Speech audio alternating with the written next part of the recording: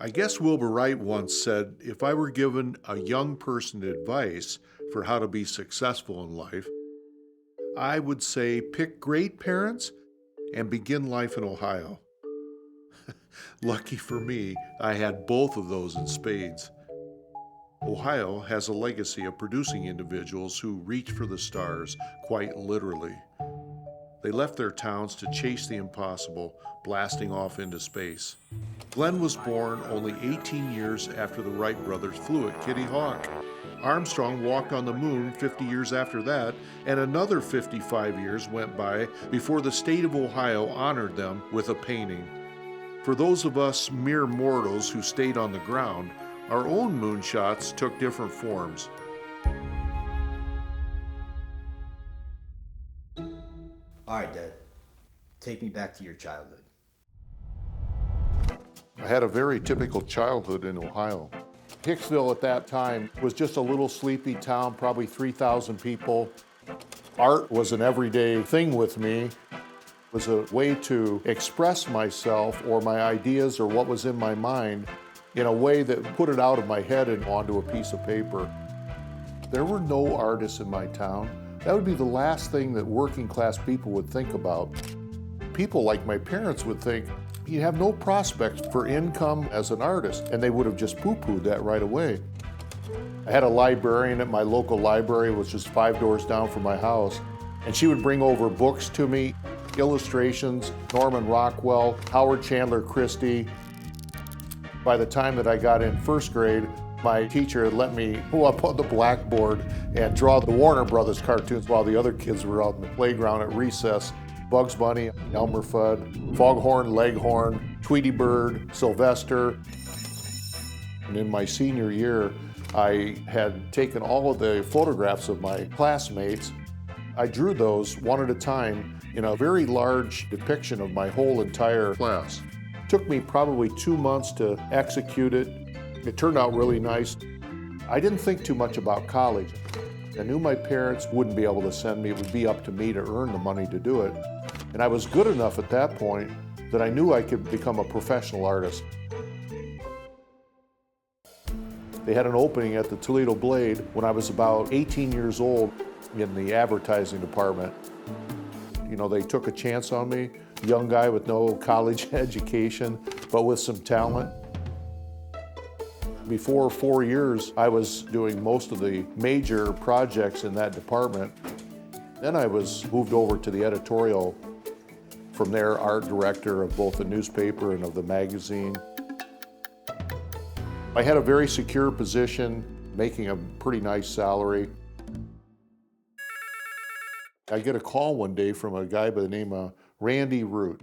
He said, Bill, this is Randy Root. "Oh, okay, who are you?" I run a little company called Root Publishing down in Perrysburg. I've got an idea for something I want to talk to you about. By the way, I saw your Johnny Carson in the paper. Fantastic.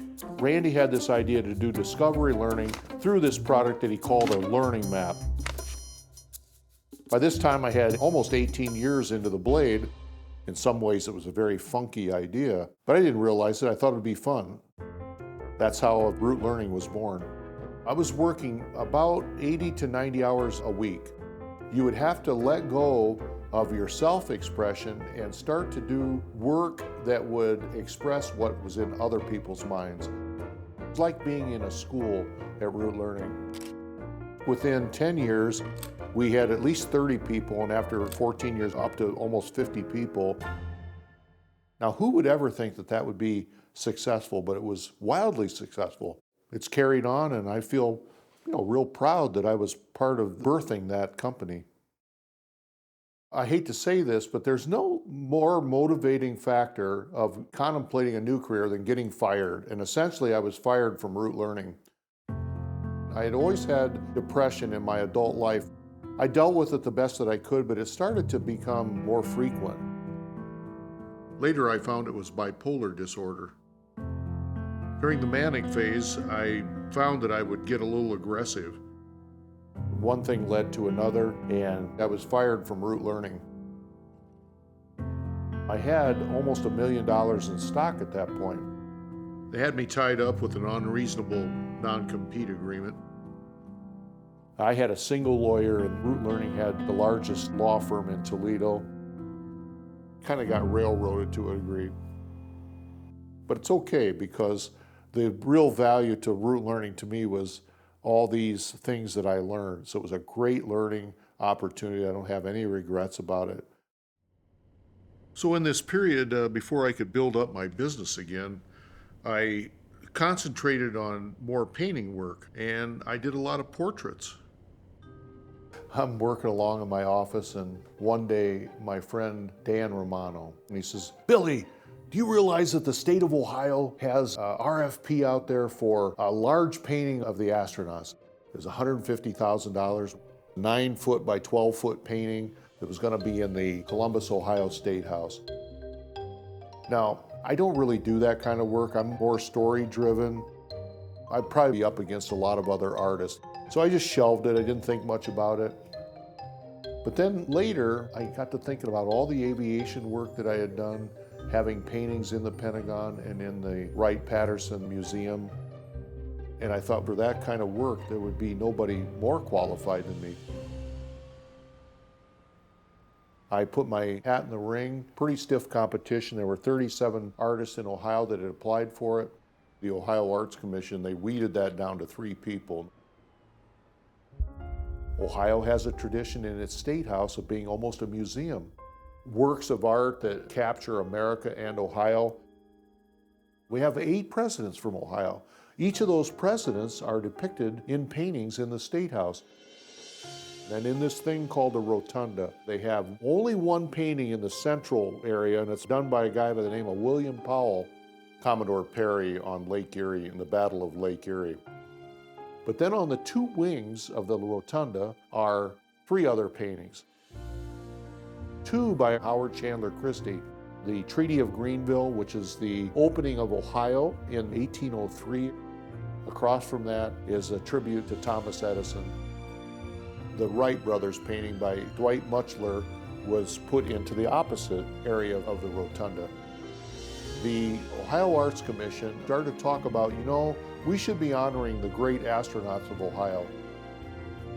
And the perfect place for that would be the one last wall that is open, that is big enough, which happens to be right across from the Wright brothers. I think one of my strengths is concept work. I'm very good at capturing a wealth of information and detail in a painting, and it adds up to a story. I didn't choose to depict 31 astronauts from Ohio. I boiled it down to 5 people. John Glenn, who was the first American to orbit the Earth. Neil Armstrong, the first man on the moon, gotta have Neil. Jim Lovell, who was the person in Apollo 13, the commander, that had the most successful failure of NASA's. And then Judy Resnick. The Challenger accident vaulted her into history. But before that, she was one of the most important astronauts in terms of moving from the hotshot days of the fighter pilots into the science. And on Earth, I placed the great mission controller, Gene Kranz. He supported all the astronauts through all these missions. On the moon, I have Armstrong's famous step, and then beyond that is the future, which is Mars. I think my concept caught the attention of the Ohio Arts Commission. Today, we're going to unveil a painting that honors Ohio's profound impact on space travel. The artist we selected, Bill Hinch, had a representation that was, in its simplicity, quite profound. Our hope is to have this unveiled for real in January of 2024. And now it's like an oh shit moment of, geez, I've got to do this now. I'm 68 years old and my hips are failing. And I didn't know if I could stand in front of a canvas for more than 20 minutes at a time. The big problem I had was I can't paint a painting that large in my studio. It's just too small.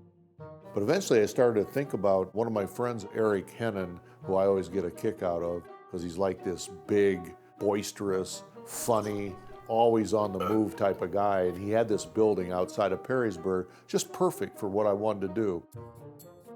A lot of artists think that a blank canvas is a fearful thing. Being an illustrator, usually I don't have time to worry about the blank canvas, so to speak, because it's so short to get most projects done that you just have to get into it. Now, this is a little different on this one. I think it's more daunting having that big blank canvas in front of me because of the stakes. When I look at that canvas, it seems almost like looking at Everest, for me. I would call myself a tabletop or an easel painter. Most of the pictures I do are somewhere between 2 feet wide to 4 feet at the most. It's 1,500% larger. That presents problems of transferring the drawing. When you're painting small, you can see all that together, but when you're up close to a painting that's large, you got to make sure that the spatial relationships between things are in accurate distance from each other, but also in relation to everything else. That was a real challenge for me. Oh man, this always makes me nervous. One small step for man, one giant leap for Bill. Hey, all right. Very appropriate here, Mr. Armstrong. Here we go. Let's get a little ochre on your face here, buddy. Yeah. I think one of the things that separate human beings from other animals is we like to explore. The space program is maybe the ultimate example of this. The space program started with Americans being scared shitless about something that the Soviets did, which they had launched the first satellite into space. It was called Sputnik, very small. It had these little antennae shooting off of it, so it almost looked like somewhere between a lobster and a lawn globe flying around space. And it was always depicted as having this beep, beep, beep, beep.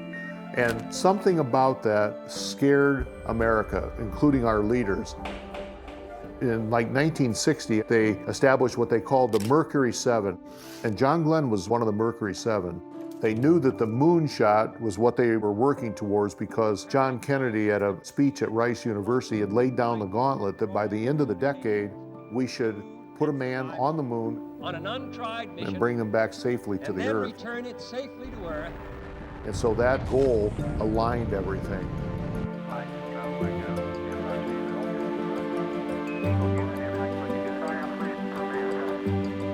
Danger was ever present for all of the astronauts. In the early days of NASA, I don't know how many craft that never got off the launch pad, they exploded while they were taking off. So they never knew at any one point if these astronauts were gonna make it. With John Glenn, for instance, his Friendship 7 was coming back into the atmosphere. He had to hit a specific angle.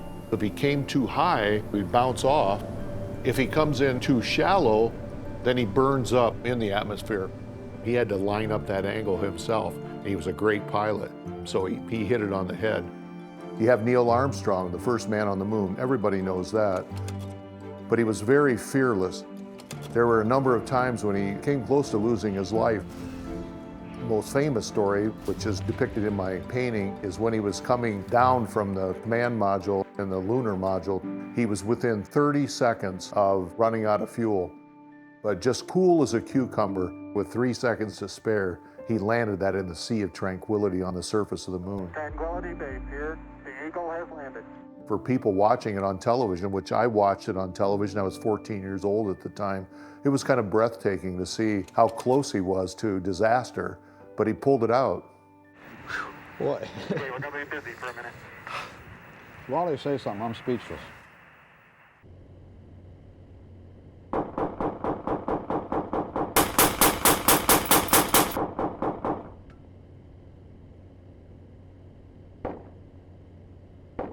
Jesus, what's he doing out there?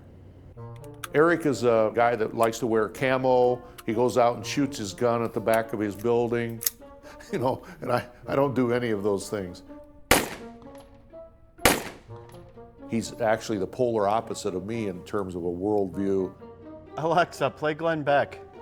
October 27th, 2016, Hunter Biden, under the influence of crack, crashed his car on the way to rehab. then dropped off his Alexa, second turn it up. car at the rental facility near the airport. He accidentally left several items in the vehicle, including personal IDs, a crack pipe, and a baggie with cocaine. After the woman leaves his room, After you hear that on a single day about 5 times, it really gets old. escort service. Oh, Eric, while you were gone, Glenn Beck announced that they found some dirty stuff on Hunter Biden's laptop. Of course they did. They've been hiding that for years. Yeah. Well, where they been hiding it? In the Pizzagate building? The FBI's been hiding it because they won't investigate it. That wouldn't be the case if J. Edgar Hoover was still around. He would have had Biden nailed to the cross at this point. I'm not as old as you. I don't remember J. Edgar Hoover. Hunter was pissed off that he was sold some drugs that were low quality. Who hasn't been there? Hunter's laptop Eric, clearly what a shows trip. money transfers of over What a guy. $1,400. On that same day, Hunter's text Hey, showed him Alexa, offering- turn off. Put on Chopin. Classical music, that's about the only thing I'll listen to while I'm working because it's soothing. Brings out the creativity to you rather than distracting your attention. Jim Lovell is very famous for the movie Apollo 13.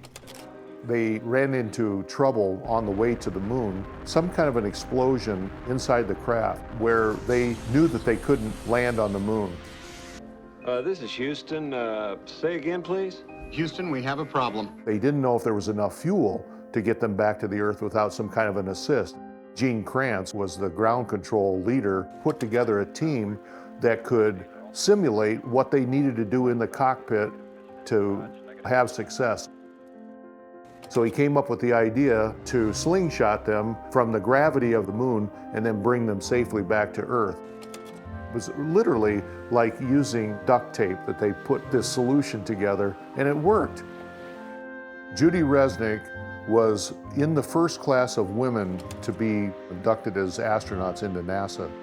Judy was a very brilliant person, instrumental with the robotic arm, and paved the way for all the scientific crews that would come later on the space shuttle. These astronauts from Ohio were the cream of the crop. Of all the astronauts that have flown into space, the 4 that we depict on this painting were the most important in history. One of the reasons that the Ohio astronauts were special is that in a quiet way, they were prepared with a work ethic that matched the tasks that had to be done. It's unknown what you're going to face, and yet you have to be there to handle that and not let it break you apart in fear.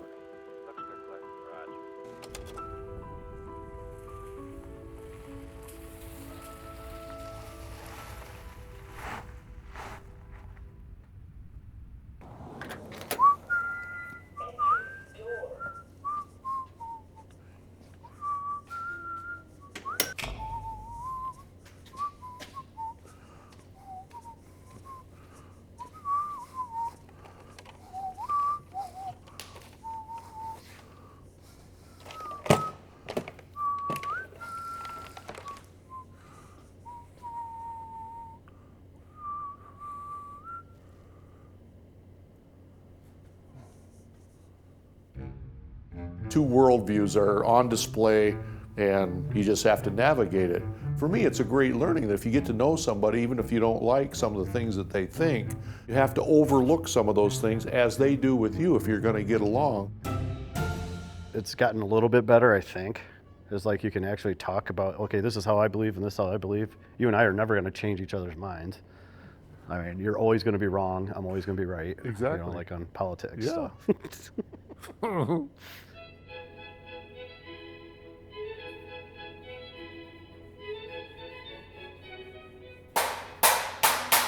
2018 October, Hunter does a drug deal that ends at a 7-Eleven convenience store. Later in October, If you have a good relationship with that person, you don't want to offend them by telling them that they're wrong about something. And they're not necessarily wrong, it's just their point of view. of Hunter naked, smoking crack at a public spa. I think Ohio is a microcosm of the whole United States. It's like if you took all the different cultures in the United States and you just poured them in a pot and mixed it up, it's Ohio. That's what Ohio is. That's why I think our astronauts were there, prepared at the right moment, at the right time, and they were ready for it. But I come from a small town like Neil Armstrong and like John Glenn. What I faced in my existence wasn't too many years after they faced the same things. The attitudes, how you look at the world, habits, all of that. It's given me an even deeper respect for what they've done and sacrificed. In the case of Judy, she lost her life. Very smart. Her life is over in an instant because she decided to be part of this excitement of space exploration. John went on to be a politician and had a number of years as a U.S. Senator. Then when he was 77 years old, though, he went back and went up for a mission. He lobbied for it and got NASA interested in it, and they decided that they would do some studies on gerontology, the study of old folks. He just wanted to get back on a rocket, at age 77. Neil Armstrong didn't want the fame at all. He would just rather be quiet, go back to the farm, and just live the rest of his life. Good people that were selfless. It wasn't about them, it was about the country and doing this for posterity. And they were all like that.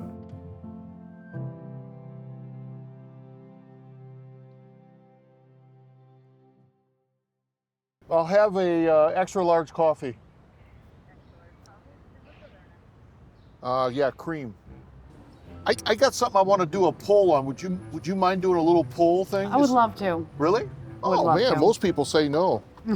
Okay, I'm going to show you a series of pictures. Okay. All right, and you tell me who they are. These are people from the 20th century. Okay. All right. Okay. You were born when? 80. 80. So you're 44. Yes, sir. Okay. So I'm going to show you 7 pictures. You tell me who they are. Okay. All right. Here we go. That's Hitler. Oh, good. Man, you identified that quick. Who's this guy? Oh, hell, I don't know. Don't know? Mm-mm. Okay. No, sir. How about this guy? Nope. It's the only woman of the group. Do you know her? No. Shauna? I know she's the one that went up. I think she's the teacher. One here. Yeah. That guy's, he's got blonde hair. Was he on the moon? I'm pretty No, sure. well, cause Wasn't he the guy who like went around the Earth? How about this guy? You know him? Okay. Eric Lovell? Eric Lovell? I think so. Or John Glenn, I'm not sure. Okay. Okay, there's a good looking guy, crew cut. You recognize recognize him? Yes, I do. Who is it? It's Krantz. What's his first name? Gene? Gene. Gene. What was his role at NASA? Oh, he was head of the mission control, Right. and he's from Toledo. Yeah. Yeah. That's great. I think a problem that we don't appreciate things that have come before and see the connection between that and what's going on today. That lineage is important to understanding the world. I think the commission and myself saw in the astronaut painting a rekindling of a respect and an appreciation of this legacy that Ohio has.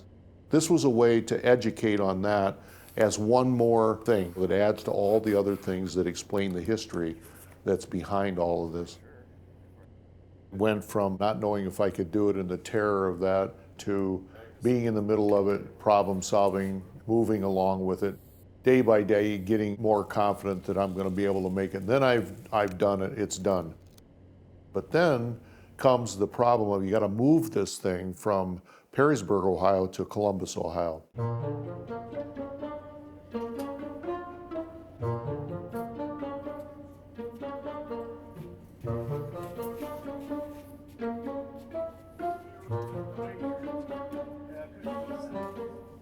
We put the painting in the truck, kind of dicey getting it in there. We have to put it at an angle because this box truck isn't 9 feet.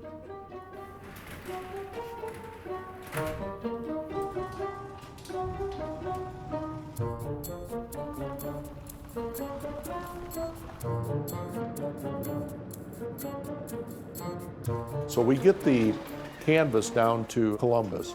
We were lucky that on the appointed day that we came there, we didn't have too many weather effects that we had to deal with. And we get it in and we set it down on the floor of the State House. Now it's all done. People from really all over the state and some from all over the country actually converged on Columbus. It's a one-time thing. It'll never, ever happen again. There's no more room in the rotunda for another painting. It's a really big affair. You have all these people come together to honor the 5 people that are on my painting, and by extension, all the Ohio astronauts. Kind of a modest person. But I did have to give a speech. That was nerve-wracking. I've worked probably 7 days a week for the last 7 months. And it really took that kind of effort to do it. I'm proud of the work. It was a great project. I loved it. And it really comes home tonight when I see all these people who will give me a positive reinforcement for what I did. So thanks.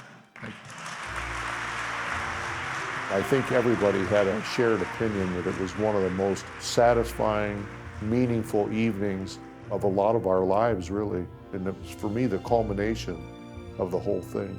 The portrait of Ohioans in space is really amazing. I knew all of these people. I knew them very well. It was just like I knew them when I was young and they were young. They fulfilled a pledge they made to do the best under any circumstances they had. All the festivities are over, and now it's time to go unveil the painting.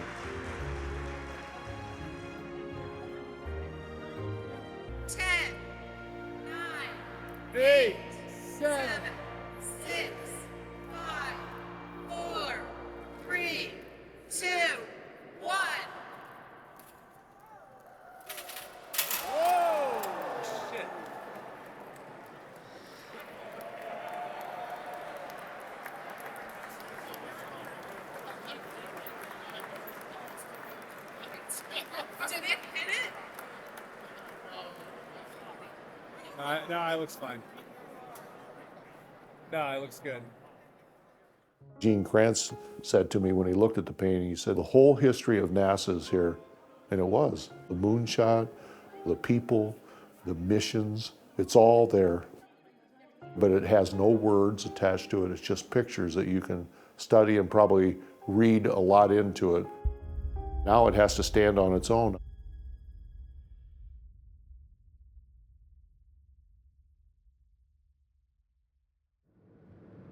But I really want to see the plaque with my name on it on the wall below the painting. I've been waiting 6 months for that. So it should be done. Nobody's told me that it's not done. I think 6 months is sufficient to do that. Nice bronze plaque, you know, so future generations of my family, if they go there, they can see my name there, kind of, you know, I mean, it's prestigious somehow.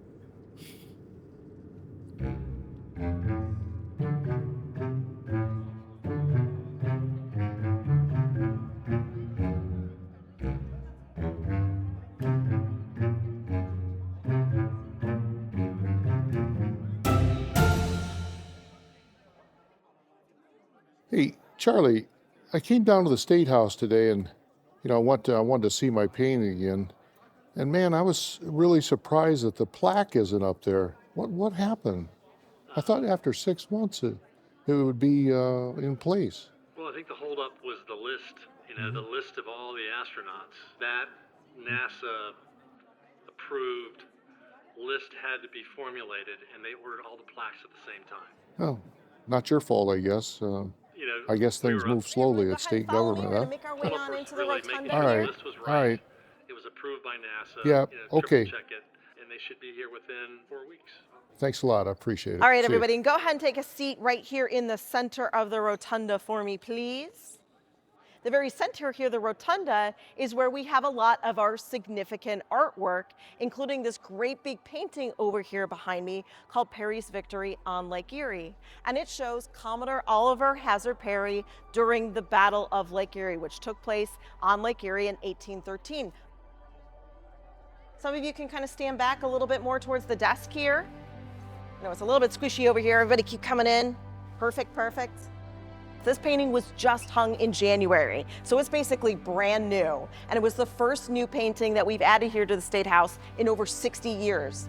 And it's called Ohioans in Space. And it helps to highlight how Ohioans have played a really important role in space travel here in the United States as part of the NASA space program. So you can see here in the bottom left-hand corner is Gene Kranz. And then up above him, you can see John Glenn, Neil Armstrong, Jim Lovell, and then Judith Resnick. Anybody have any questions about the painting? Yes? Was it made recently? It was just finished in January, so very, very recently. Oh, yes.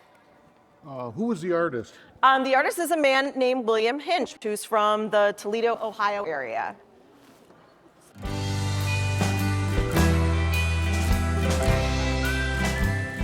I've had 3 different careers, really. The first was in newspapers, and then I had this thing that had to do with learning and art as it relates to strategies of business. And now I think I'm at the cusp of the next thing. At 69, it's just back to being plain old Bill Hinch from Hicksville.